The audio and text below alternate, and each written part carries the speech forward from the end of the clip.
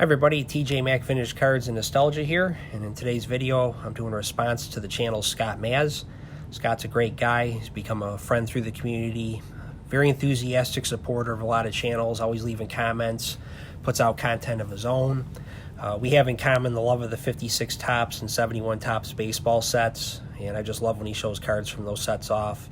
He's got a nice vintage collection, some packs, unopened packs as well as some modern cards.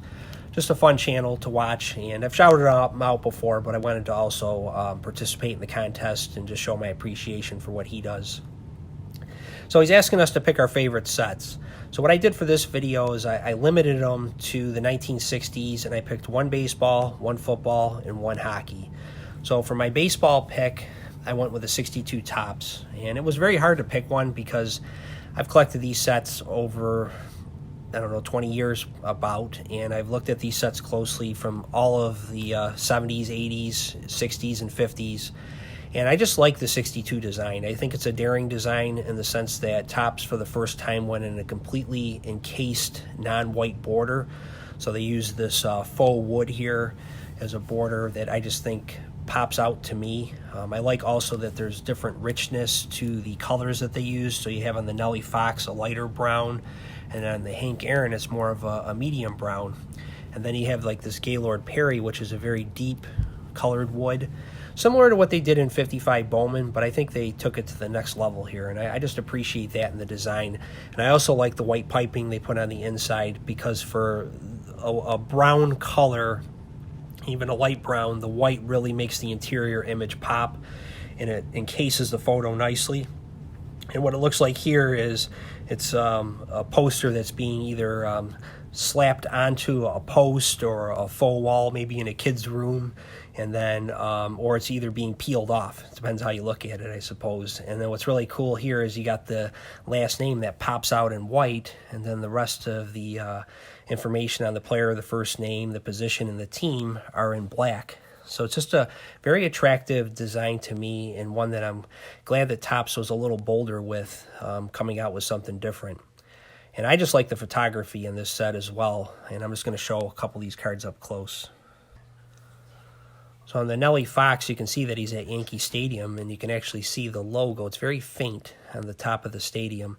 And just a great image of Nellie Fox with a chew in his mouth, and you can see the crowd there in the back. Maybe they're filling into the game before the game starts. You got the Ballantine beer sign there right behind his head. I just love this image. I like to see different aspects of Yankee Stadium on cards. I've been to the old stadium, and it's just something that I connect with. What's also nice about this set is I've collected it in mid-grade, so I have a lot of the cards in this set. Pretty much all the Hall of Famers in a mid-grade, usually 6, some grade 7, and then a couple in grade 5. But nice corners are really important to me in this set. I think they show very well when the corners are sharp. And centering matters. It's nice to have some border. Obviously, I don't want a miscut, but centering is not quite as important to me as having nice, sharp corners on these cards. Just my preference. And here's the rookie card of fan favorite from the Orioles, Boog Powell. He also was the 1970 MVP, great ball player. And then on this card, you can see the Yankee facade in the background. So here's a different aspect of the stadium that I appreciate. And it looks like it's before the game as well. There's a small image of a player there behind him. Just a very nice looking card. And one I picked up recently. I wanted to get him in my collection. I actually met him when I was at Camden Yards.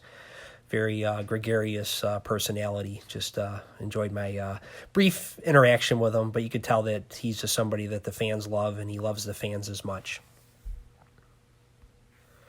And again, you can just see when these cards are sharp just how beautiful they are. Here's the 62 Hank Aaron. And I don't have anything in particular that I want to focus on with this card other than just a nice portrait of him. I think it's one of his nicer portraits. It's got the old Milwaukee on his cap there, and then the zip front jersey, which I like. And it's a nice background image, too. So just one of those cards that I just like having in my collection. '62 would also use some black and white photos for the rookie players, and then they would paint over them, as you can see here with the Gaylord Perry, which is being a fan of those early Bowman sets from the 50s. I just like that type of artwork, so this is a nice card to have in the set. Same thing was done on the Lou Brock as well. I showed the Lou Brock a little while back. I do plan on profiling this set much more extensively and showing off all the cards I have from it. And I do want to do a shout out to Orlando from A Collector's Dream. He's a big fan of the 62 set like I am, so just want to recognize him. He's got a beautiful 62 set. Next set I want to show is a 68 Topps and O-Pee-Chee. I got examples of both here. This is one of my favorite sets of all time, not just of the 60s. Just love the usage of color on this set. You can see here with this light green, and you got the yellow and the orange backgrounds.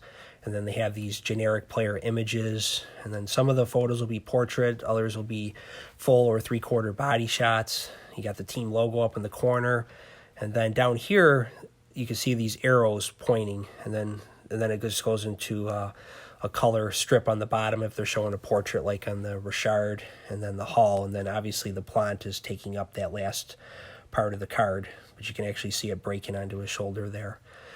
And these were certainly three of the greats of the time. I just use these examples. I have probably about 20-something Hall of Famers from this set. I have the Bobby Orr, which is is the best card of the set, as well as the Gordie Howe's another big one, and then you got Bobby Hall in the set, and Jean Beliveau, just a lot of the greats of that period. After the Orr, the best card, though, is probably the Bernie Parent Flyers rookie. Now I'll do a profile on this set at some point, too. What I like about this set, besides just the colors, is also the fact that historically it's an important set because it's the first issue that had teams beyond the original 6 hockey teams. It was after hockey expanded at the end of the '67 season. So here you see the St. Louis Blues cards for the first time, as well as there's the Kings and the Penguins and other teams as well within the set. I'll profile again this one more closely in another video on its own. One of the things that's interesting about this set, though, is that in 1968 Topps Football, the Raiders cards and the Packers cards are this horizontal design, and they use a similar type of imagery in the back, and then similar type color combinations as well. But they only did it for the Raiders and the Packers, who played in the Super Bowl that year. The other cards did not look like that. So here's an example of a Packers card from that set. And then the regular cards in the 68 Topps Football look like this. So you can see they're very different than the Packers and the Raiders cards in the set. Just thought that was interesting, and it really correlates nicely with the hockey issue from that year. And here's the backs of the hockey cards. So on the tops, it's got a blue back with this like salmon color, and then you have a bit of a red color, it looks like here, with black on the O-Pee-Chee. But they used a bright cardstock both issues. My favorite football set from this area is the 69 Topps Football. I just love this set. Love the use of colors. I love the full bleed that they use on the borders in the first series. And then in the second series, they did have borders on the cards. I don't think they're quite as nice as the full bleed that was used in the first series. But just look at these colors. I mean, look at the jersey on Larry Zonka against that bright background. And then you got the pink with the Gale Sayers. And on the Roger Staubach, Roger Staubach, Don Meredith, you got the green there. It's the last year that Topps used the logos until 1982. Just one of my favorite sets. It's also the year before the NFL and the AFL merged, but in this issue they included both AFL and NFL cards because the Dolphins were an AFL team at the time. And then they also did that in 68. 68 was the first year that they combined the cards since 1961 Topps. From 62 to 67, Topps, and it was Flair or Philadelphia, depending on the years, but there would be a separate NFL and a separate AFL set that was issued. But they merged in 1968, combining them together. But the 69 is my favorite of those sets, just because I'm a color person, I'm a logo person. I love that a lot of the shots in the set are three-quarter body shots. Just, again, a beautiful design. And then here's the back. Got a black back here with white lettering, and then the green color. Very, very sharp. want to end my video today with a story about my last Halloween that I trick-or-treated back in 1988.